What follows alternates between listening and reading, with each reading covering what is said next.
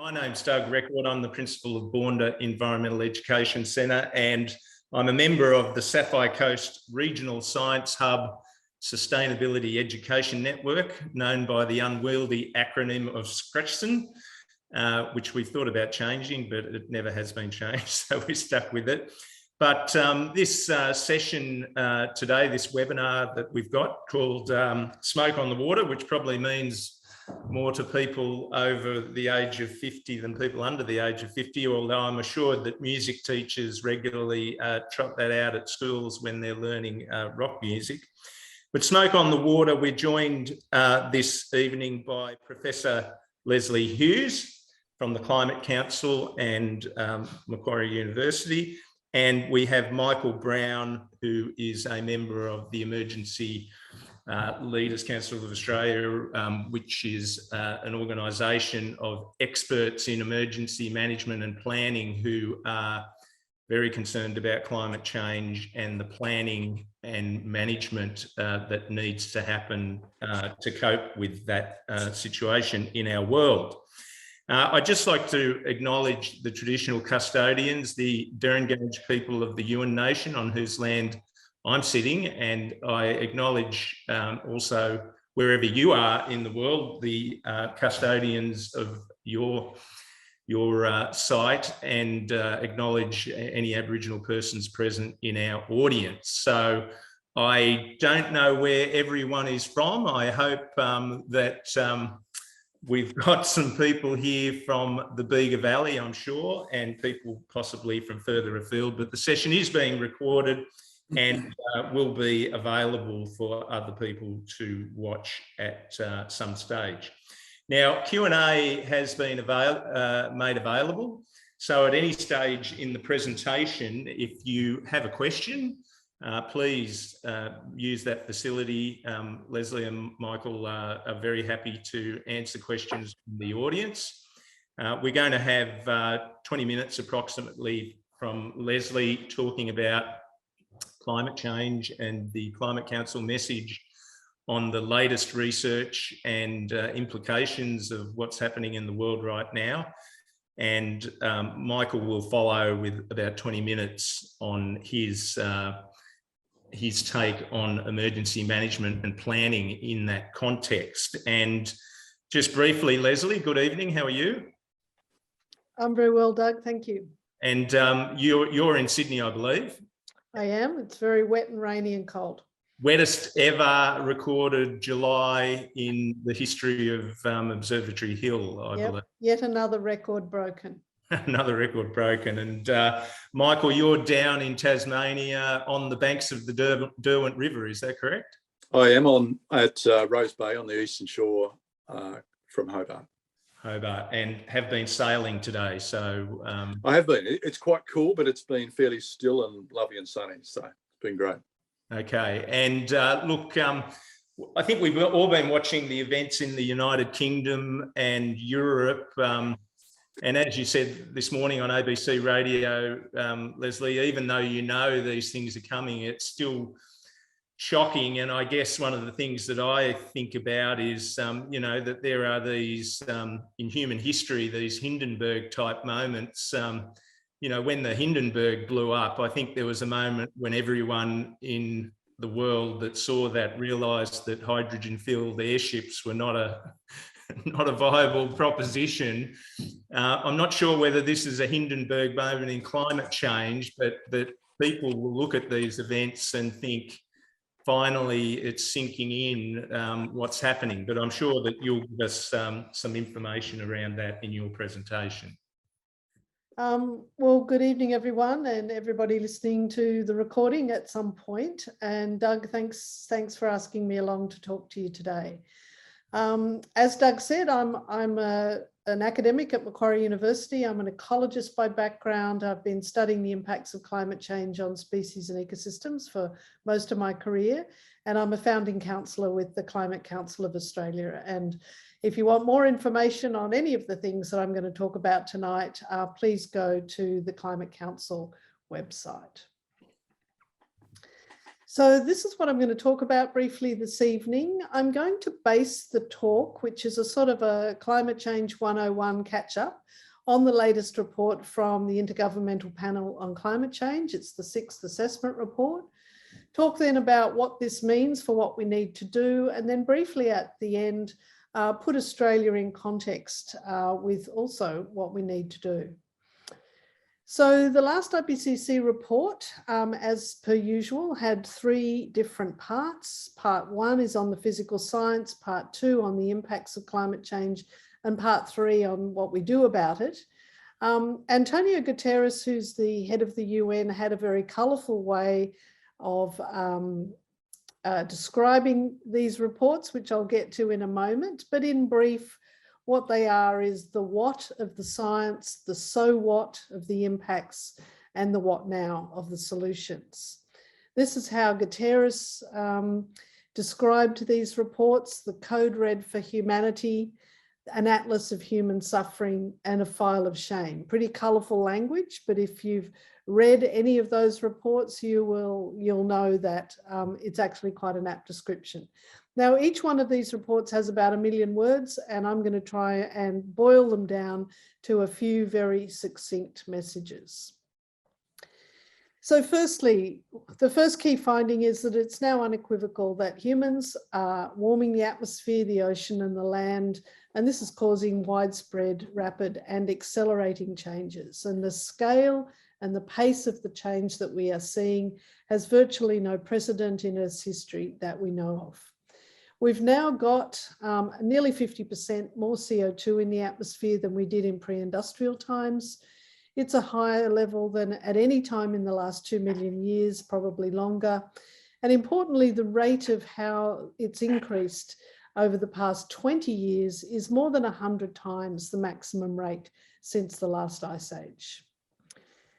Another report that came out last year from NASA, which didn't get as much publicity as the IPCC report, but had also a very important message. It said that the Earth is warming much faster than expected, and the amount of heat trapped near the Earth's surface has basically doubled since 2005. And we're now at about 1.2 degrees globally above pre-industrial levels. I'll come back to that 1.2 degrees because it's really quite significant when talking about our future. I'm not going to show you many graphs, but I will show you this one. It shows the temperature of the Earth going back 2,000 years. And you can see with that wiggly grey line that for much of that period, the Earth was actually cooling down until the Industrial Revolution, when we started to burn a lot of fossil fuels as cheap sources of energy. And since that time, temperatures have been going up very steeply. And we're now way outside that envelope of natural variability. Now I'm going to show you this little animation. It will show you going from 1900 to 2018, the difference between the temperature in any one year in any one country, and those countries are arranged in alphabetical order, with Australia about halfway along that first row.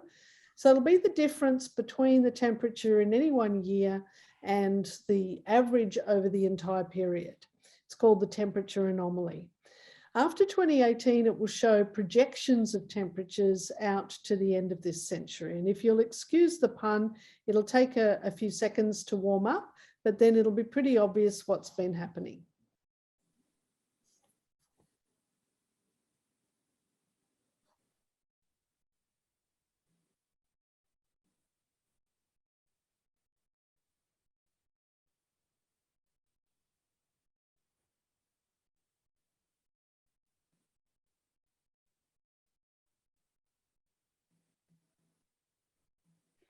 So there we are in 2018, and now going through with projections to the end of this century. And it's using what we call a mid-range emissions scenario. So not the most extreme rate of emissions, not the most conservative one, around about in the middle. And really the message of this animation is that it doesn't really matter where you are in the world, things are going to get much hotter. Now, our oceans are doing us a great favour. They're absorbing more than 90% of the excess heat in the Earth's system. We can now detect warming down to about 2 kilometres depth. They're also absorbing quite a lot of the extra CO2 in the atmosphere, and that is changing the composition of seawater, making it more acid. And our oceans are now, on average, about 30% more acid than they were in pre-industrial times. Sea level is rising at an accelerating rate. It's now rising at about 3 times the rate of the 1990s. And that's due to 2 reasons. One is that there's a lot more fresh water going into the oceans from melting ice caps and melting glaciers. And also because of the fact that warmer water is less dense than cooler water, so it occupies more volume. So some of that sea level rise is simply because the oceans are warmer. So the impacts of this are accelerating both on human systems and natural systems. Our water cycle is said to be intensifying. That is, dry areas are tending to get drier, wet areas are tending to get wetter, and when it does rain, the rain tends to come down in more intense bursts, and that's what we've seen, of course, in Eastern Australia in the last few months. Cyclone intensity is increasing, and there is now serious consideration for the need for a Category 6 of cyclones. Extreme heat and heat waves are increasing. 2020 was the hottest year on record globally, with the previous 7 years being the hottest 7 years on record. In Australia, it was 2019 that was our hottest year. And by the end of last year, we were more than 1.4 degrees above the temperature that we were in 1910, which is when we started measuring temperatures. In 2019, for example, there were 3 times the number of extreme hot days as in any year in the last century. And poor old Penrith in January 2020 was the hottest place on Earth. And of course, since then, we've had 50-degree days in some parts of Western Australia. Of course, in the news in the last few days, there's been a lot about the unprecedented heat wave in Europe and the UK, with the UK reaching 40 degrees in some places for the first time in recorded history. With many deaths, infrastructure damage, and ecosystem damage due to those extreme heat conditions. Now, as Mike will talk, I'm sure later, our bushfire seasons are lengthening and becoming more severe in some parts of Australia. They're now 2 months longer than they were traditionally. A study done by CSIRO published last year indicated that climate change is absolutely driving this increase in both the severity and spatial extent of these bushfires. The Black Summer bushfires, for example, burnt more than 18 million hectares, which is about 3 times the size of Tasmania, had extraordinary impacts, 33 people killed, more than 400 people also died, likely due to the impacts of smoke inhalation. A huge proportion of the Australian population was affected by smoke, 3,000 homes lost and an estimated 3 billion vertebrate animals killed or displaced, and a damage bill in the multiple billions of dollars. I'll show you a few pictures now of some other major ecosystem impacts, such as coral reefs, which are bleaching. We've now had the 4th major bleaching event in the past 6 years, which has resulted in vast amount of destruction of the Great Barrier Reef. Less sexy perhaps than coral reefs, but nonetheless extremely ecological important. Mangroves have also died along great swathes of the Gulf of Carpentaria due to those underwater heat waves in those same years. Our kelp forests in many parts of our southern coastlines are declining, both through multiple reasons, heat waves, as well as the redistribution of predators such as these sea urchins, which have migrated from the New South Wales coast down to Tasmania, where they have had a very big destructive impact on kelp beds. Over in Western Australia, we've lost much of our seagrass in the Shark Bay World Heritage Area. And of course, seagrass meadows sequester lots of carbon. So when they erode, that carbon tends to be released. So it's a positive feedback to the climate. Salt water is intruding into many of our freshwater ecosystems, particularly in the top end in the Northern Territory due to sea level rise. And we're seeing some of those amazing freshwater ecosystems in places like Kakadu starting to become replaced by saltwater marsh. And we're seeing fires penetrate now into ecosystems where they basically haven't been. So here's some pictures of the Tasmanian World Heritage Area, which were burnt in January 2016. And these Kingbilly pines and pencil pines are over 1,000 years old. They don't recover from fire. So it's clear that fires have not been in those environments for at least 1,000 years. And even really tough eucalypts like jarrahs over in Western Australia have suffered enormous dieback due to the combination of heat and drought. So we're seeing our ecosystems transforming right across the country. And then with our individual wildlife, this is how we like to see our wildlife. This is not how we like to see our wildlife. The impacts of extreme heat combined often with drought and sometimes smoke and fire are devastating for individual species. And Australia, unfortunately, now has the distinction of having the first mammalian mammal go extinct, confidently attributed to climate change. This little native rodent, the bramblecea malomes, went extinct when its only habitat, which was that little island, was inundated by storms on top of rising sea levels. So they're just some of those impacts. Unfortunately, they're going to get worse before they get better because these impacts are now baked into the climate system for at least another 2 decades. You can think of the climate as a big ocean liner that takes a long time to turn around. So even if we were to stop emitting greenhouse gases today, we would still get significant impacts. So this is another graph, this one from a Climate Council report indicating that because about 0.2 to 0.6 of a degree is already locked into our climate system, we are very likely to go over that 1.5 degree mark embodied in the Paris Climate Agreement. I'll talk about that in a minute, around about the early 2030s. So these projected changes in extremes are larger in both frequency and intensity with every additional increment of global warming. Every little bit of warming is doing us harm. So what we expect in the future is more of the sorts of impacts that I've been talking about, at least for the next 2 to 3 decades, until we then hopefully get emissions under control. So while further climate change is inevitable, the rate and the magnitude of those impacts is very dependent on the emission pathway that we take, especially what we do with emissions over the next decade. So from now to 2030, what we do then is extremely critical.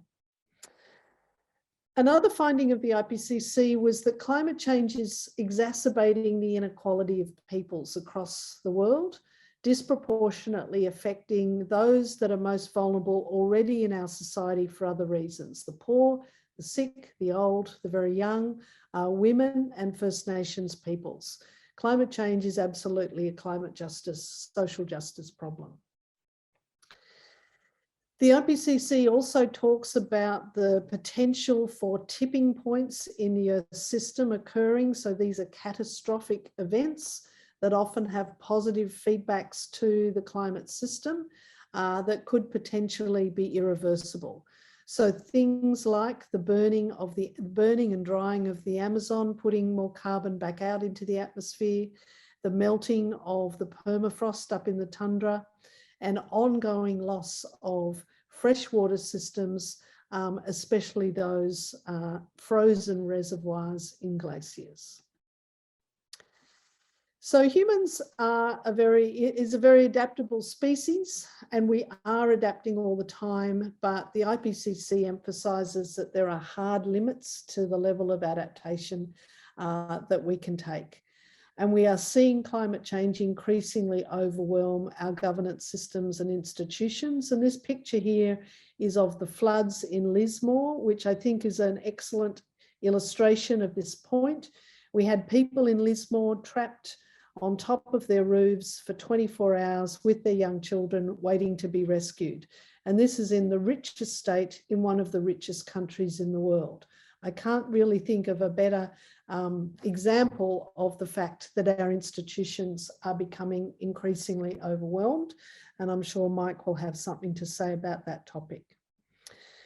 Finally, then this is the sort of silver lining of the sort of depressing messages that I've been talking about so far, is that while the window for effective action on climate is closing rapidly, it hasn't closed completely. The climate future is still largely in our hands.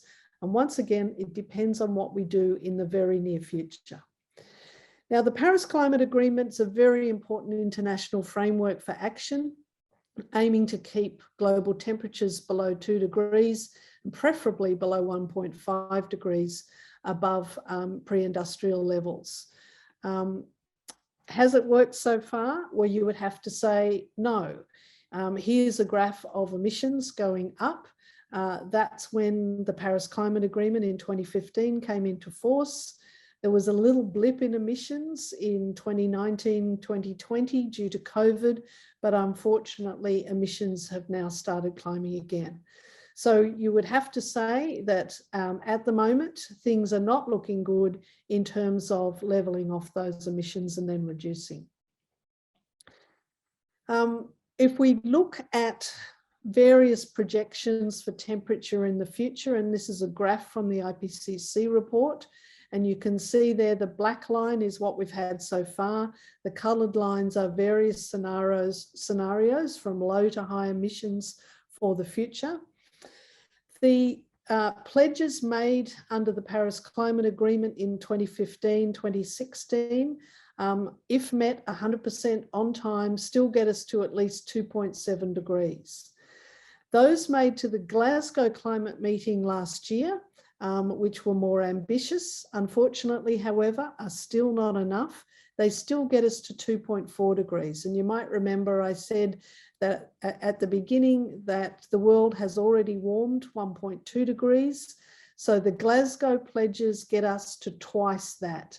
If you think about the impacts that we've already had, imagine doubling or more than doubling those impacts. So we can use a technique called the carbon budget to estimate how long we've got to stay below a certain temperature. And if we consider that 1.5 degree target at the rate that we are emitting greenhouse gases at the moment, the carbon budget to stay below 1.5 will be fully spent in about 2 or 2.5 years. To meet that target, we would need to multiply our Paris climate pledges by about 5-fold and to meet them.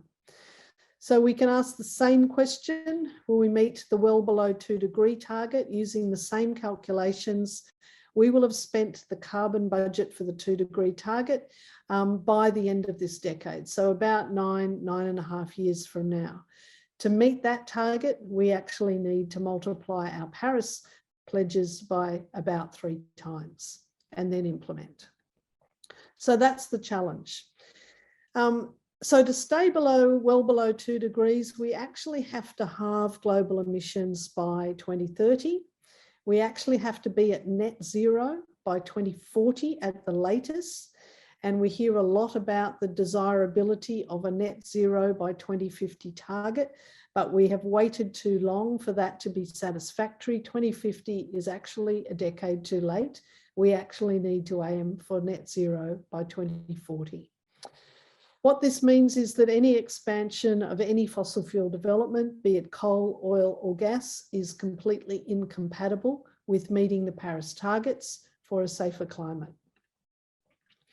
And the longer we wait, the harder it gets. You can think of emissions as a mountain that is continuing to grow. And the longer that we wait to get on top of that mountain, the higher the peak will be. So I'll get a little bit political now. Before the election, I did this little report card on Australia under the coalition in terms of climate policy. The government did have a net zero target of 2050, in my view, and the view of most people that work in this area, did not have a credible plan to get there. It refused to take stronger 2030 targets to the climate meeting. It didn't sign up to the methane pledge that was outlined under the Glasgow Climate Pact. It didn't sign up to the transition out of coal pledge. It did sign up to the ending global deforestation pledge, but it was unclear what it was actually going to do to meet that pledge. Australia contributes less than 10% of its global share of climate finance to developing countries. And Australia currently has more than 100 fossil fuel development projects in the pipeline. You would have to say that overall this was an F. Now, it's not surprising, therefore, that at the Glasgow Climate Meeting, Australia won first place in the Colossal Fossil Award, which is an award given out every year to the country that has been the least helpful in meeting the goals of the Paris Climate Agreement.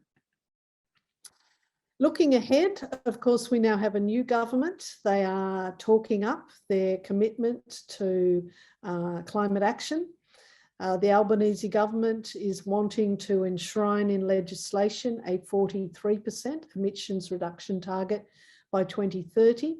It's considerably more ambitious than the coalition target of 26 to 28%, but it's not enough to do our fair share of what needs to be done globally.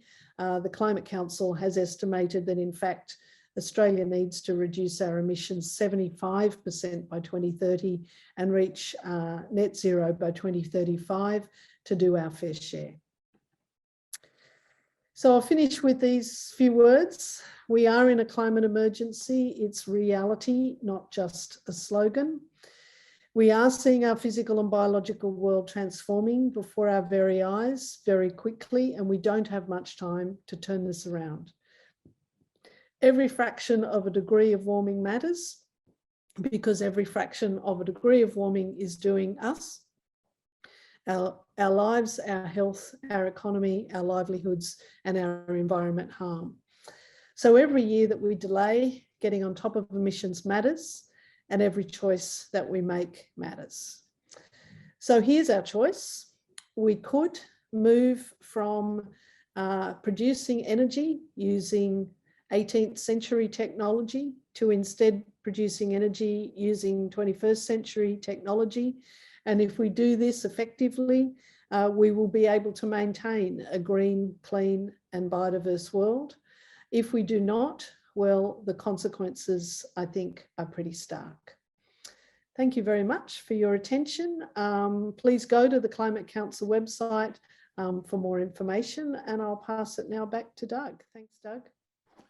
Thank you very much, Lesley. And look, as usual, it's 20 minutes to sum up those millions of words. You've done a fantastic job, so thank you. And the last slide segues perfectly into Mike Brown's presentation, because it is a climate emergency. And Mike, for those people who didn't read the introduction, has a long pedigree in emergency planning as the head of the Tasmanian Fire Service up until 2016, and a career from 1977 to 2016 in firefighting, and a long involvement in that sphere. And as I said at the beginning, a member of the Emergency Leaders for Climate Action. And Mike, I guess even though it's cold in Tasmania, you're very used to thinking about fires and emergencies all year round in your work. Yes, absolutely. And when we talk about, as Lesley mentioned before, fire seasons are becoming not only more intense, but much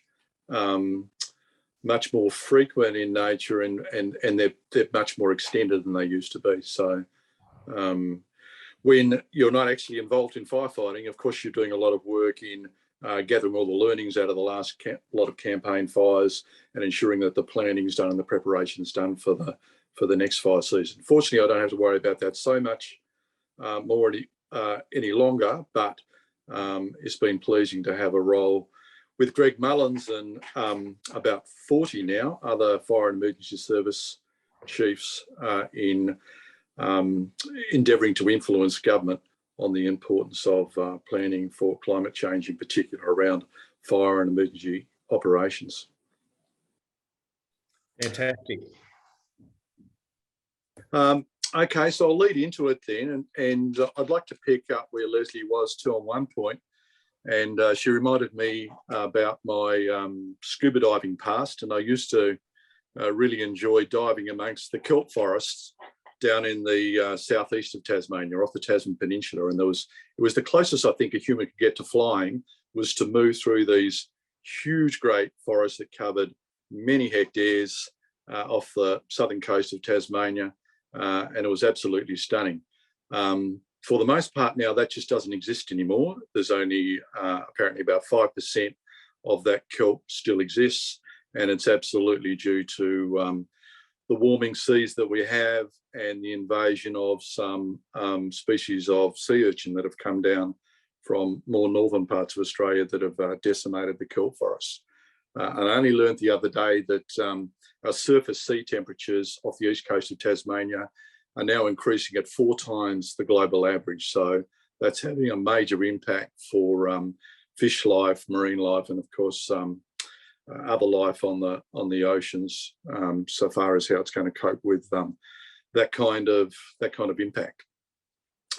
But more onto fires, and thanks very much for the introduction, Doug. But after almost 40 years with Tasmania Fire Service, I started initially as a volunteer, and then got into the staffing side of things and worked my way up through the organisation, spending the last 6 years of my career as Chief Officer, which also involved me in some national projects as well.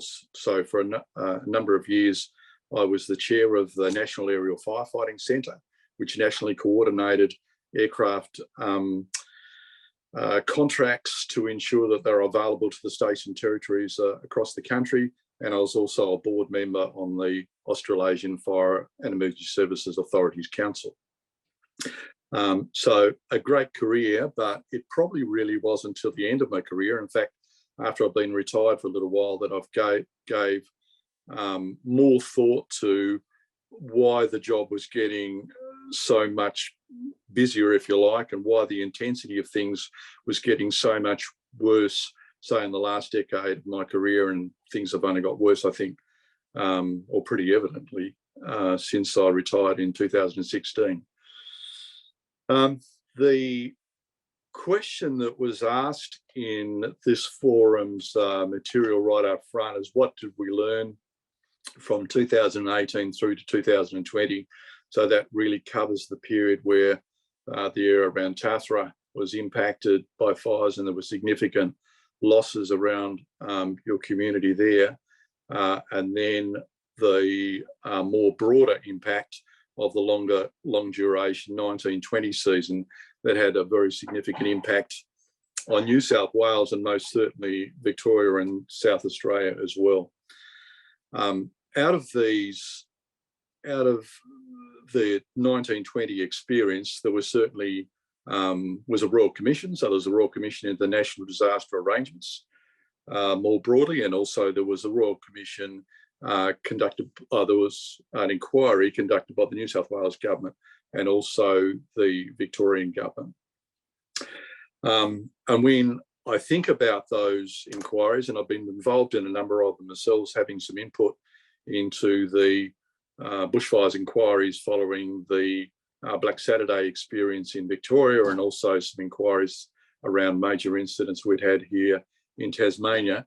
I think it's interesting to look back and reflect and note that since perhaps our first major fire that impacted on the European settlement of Australia was probably 1939, and that was in Victoria.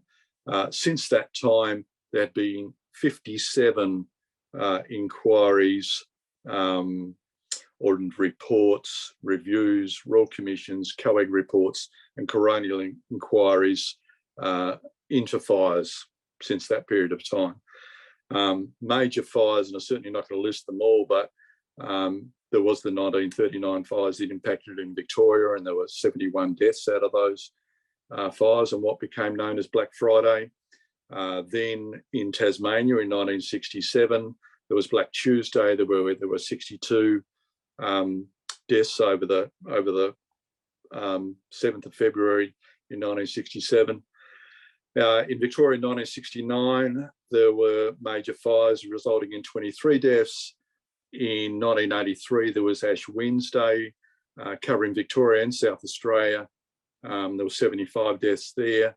In Victoria in 2013, what became known as Black Saturday, there were 173 deaths. And in the southeastern Australian 1920 fires, we had our Black Summer, and resulting in 34 deaths. So that doesn't account for the whole lot, but there had been many major fires in history in Australia, and that has involved the deaths of, unfortunately, more than 1,000 people.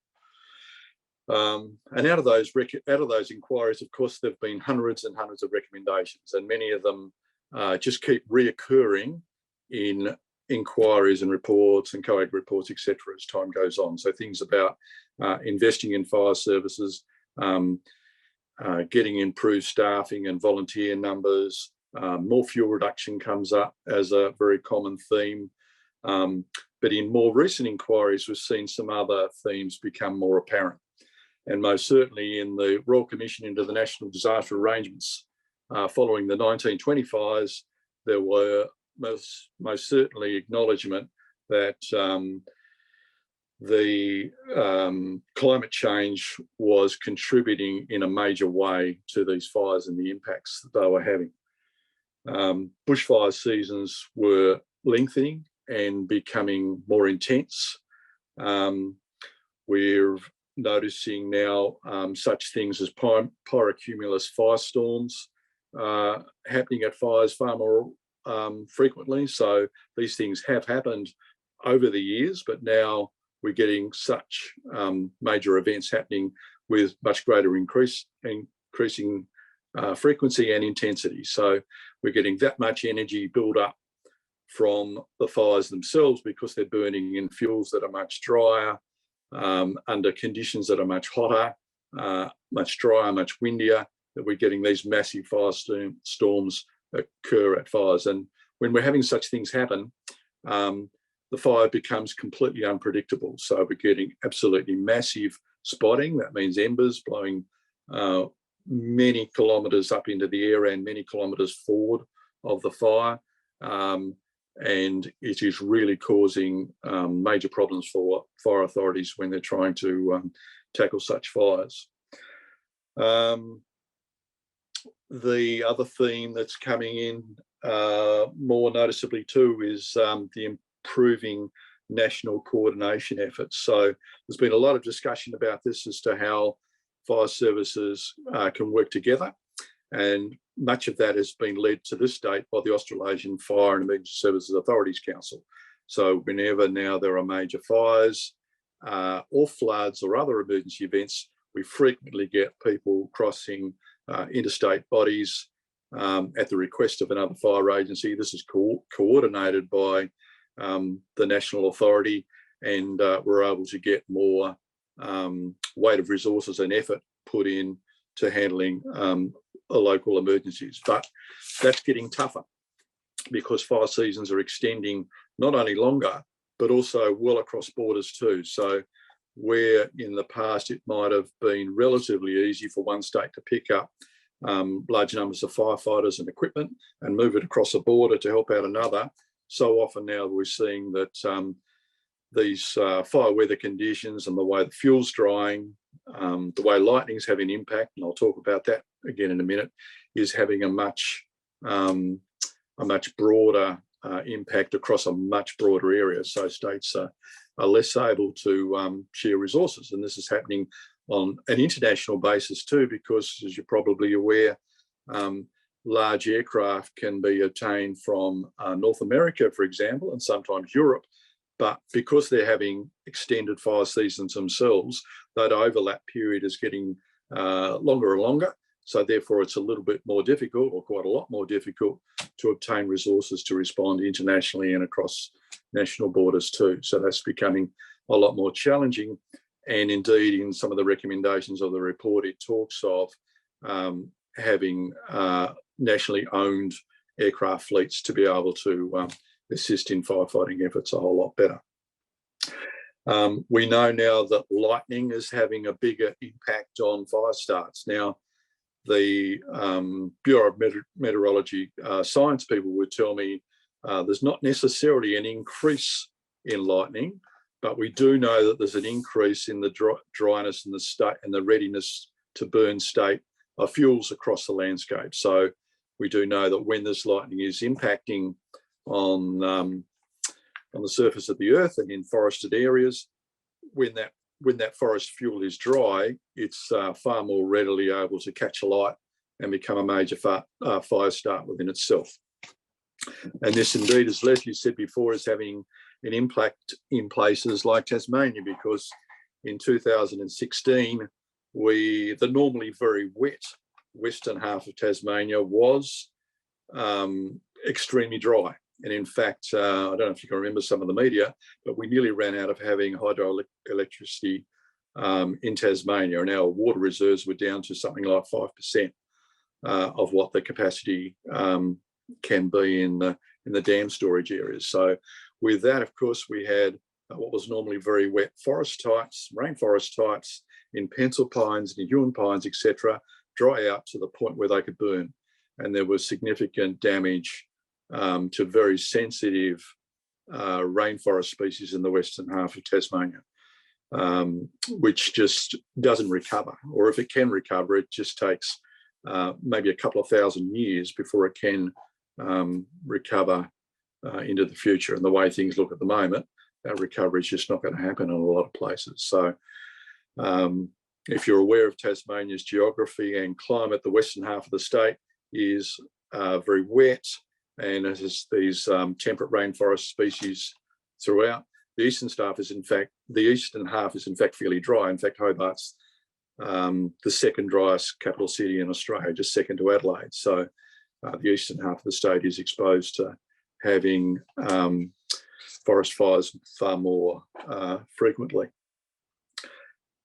When I've mentioned there briefly a couple of things, one of them is lightning, we talked about that some more. The other one is resourcing such things as aircraft, and having our own fleet nationally of aircraft to use has become one of the recommendations that's been in the recent inquiries and reports. And that's going to be a good thing, because aircraft can have a significant role to play in extinguishing bushfires in their very early states.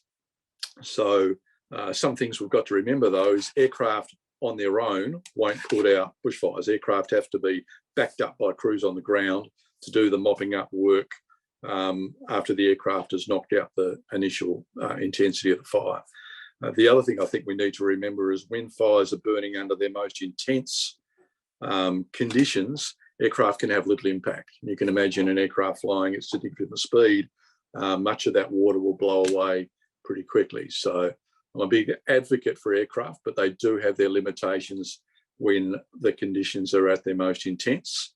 And in fact, for the fire services in general, there's not a lot fire services can do with any of its resources when fires are burning under the more extreme conditions. So one of the things I'll talk about next is it's the importance of knowing and understanding your risk.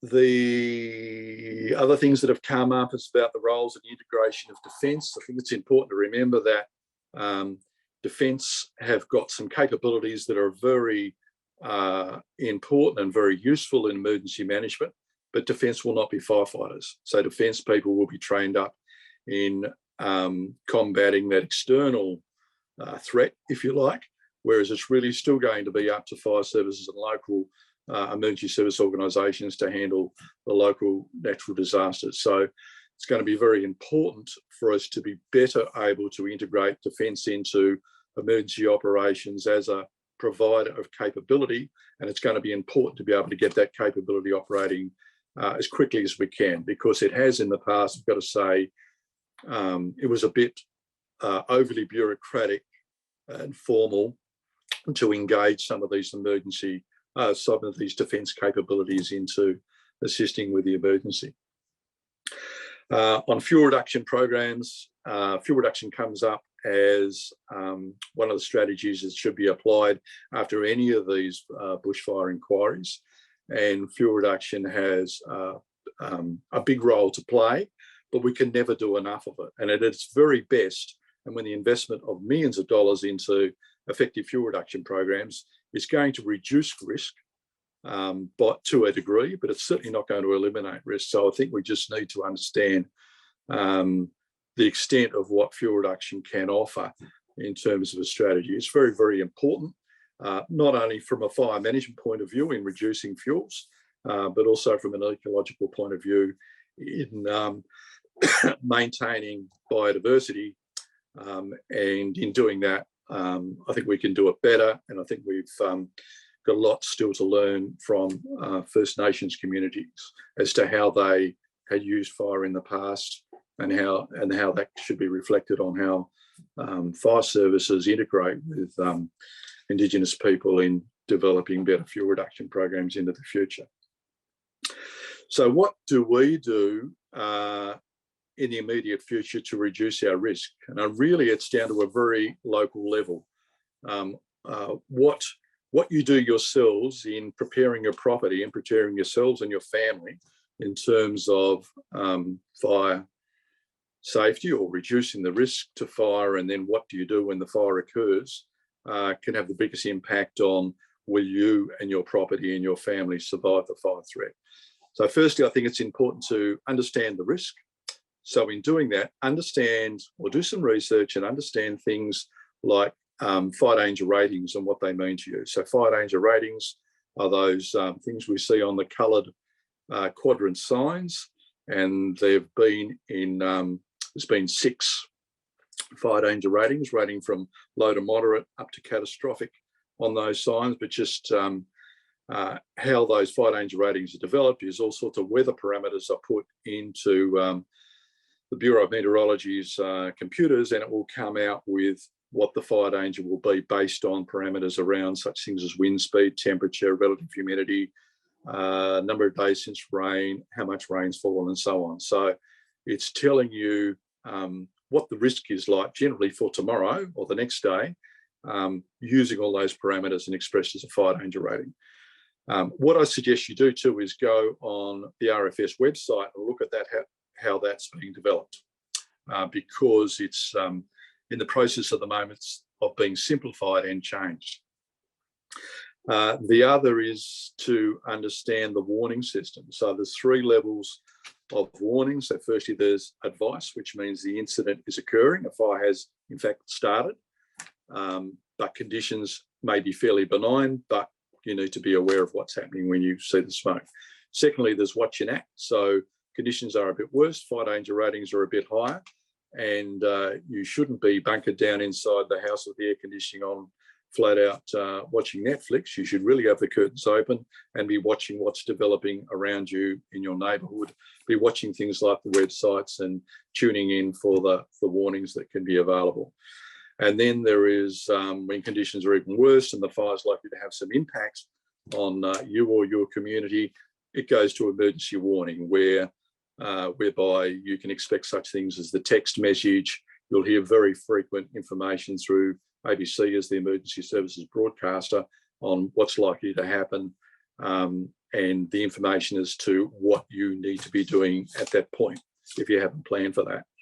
Which brings me to my second part there, is to make sure that you have a plan. Now, I know fire services across the country drum this into people time and time again in the lead up to summer, but it is important to have some idea on and some plan for what might trigger you and the family to leave, where it is that you think you will go to, and what route you might take and what might be the other route you could take to get to that location.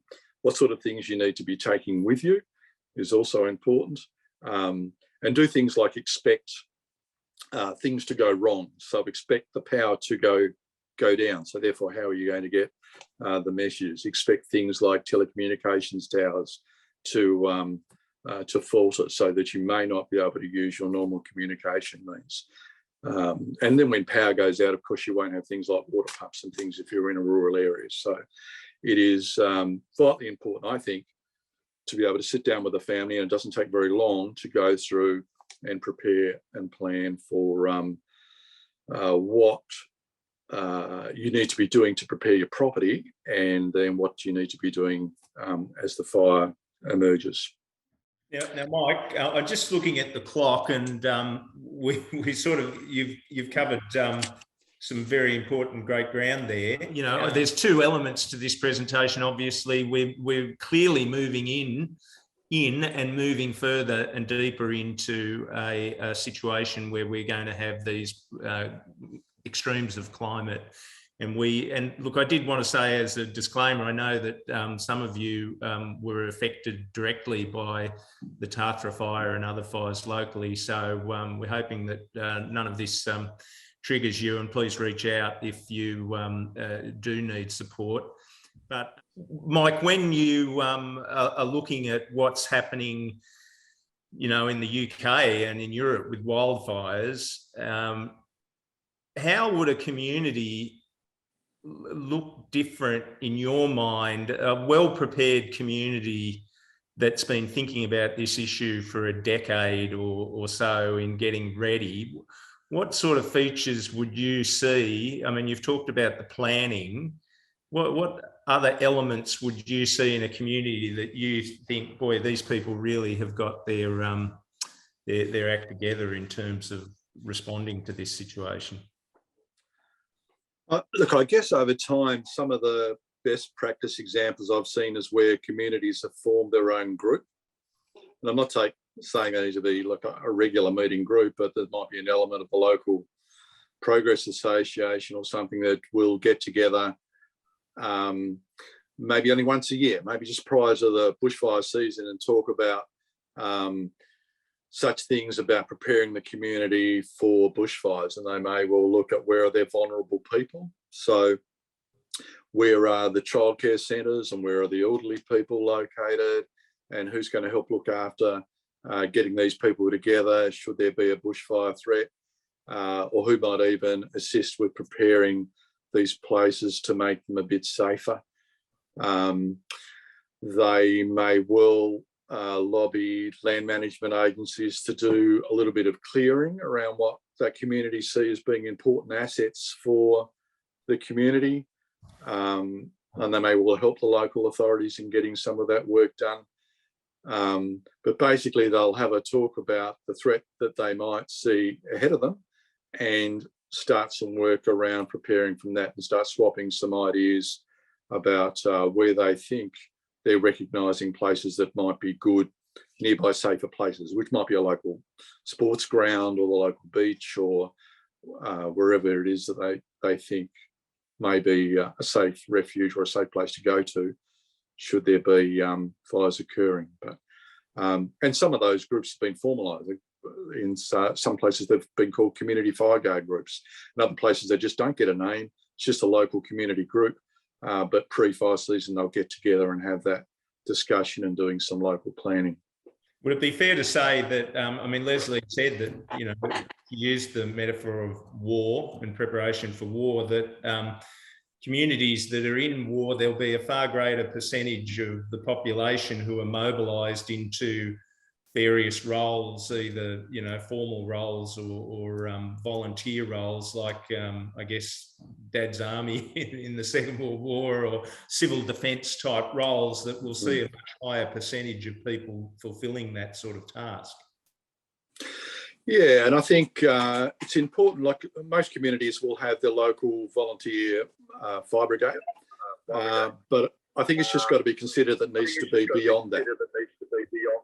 Yeah, so it needs to be something beyond that. So something that involves the broader community rather than those that wear the yellow overalls, if you like, and are involved in the fire brigade. The fire brigade needs to be integrated into those sorts of preparations, but it's up to the broader community to really start considering those things such as access points and egress points and nearby safer places, and helping out people in reducing risk throughout the community. Thank you very much. And Lesley, I mean, you know, it's shocking seeing the ABC news this evening. You know, I think over 1,500 deaths from heat. The topic of urban design and how we approach extreme heat in the city is as critical as fire planning, is it not? Look, it certainly is. And I think we continually underestimate the impacts of extreme heat. Extreme heat kills more people than any other climate-related extreme event in Australia. Kills more people than bushfires and floods, and in fact, all of them together. And I think the reason we underestimate extreme heat is that a heat wave doesn't leave the sort of scar on the landscape that a storm or a flood or a bushfire leaves. They've been dubbed the silent killers because people die. Often they're people who are alone at home, people who can't afford air conditioning or don't have access to it. So, you know, they're not spectacular deaths, but they're tragic nonetheless. I think in Australia, with, you know, recent events, many Australian local governments and state governments are becoming better adapted to giving out heat alerts, for example, to setting up cool refuges for people, etc. But I think what we've seen in the UK in the last few days is that the suddenness of this climate extreme has illustrated the absolute lack of preparedness of those communities. I mean, you know, most people in the UK and Europe don't have air conditioning, whereas, you know, most people in Australia do have access to that. So I think we'll see more and more focus on that sort of disaster preparedness also in countries in Europe and the UK that up until now probably haven't had to do that. We're approaching 6:30. I'd just like to say a thank you for inspiring Australia for supporting this activity. It is in my background there. It's National Science Week coming up in August, and we didn't get funding for activities in the Sapphire Coast this year, but we're going to try and do a few things online, so keep an eye out for that. And thank you so much, Lesley, once again for your time tonight. And I'll put the recording up, and I'm sure people will like to hear it.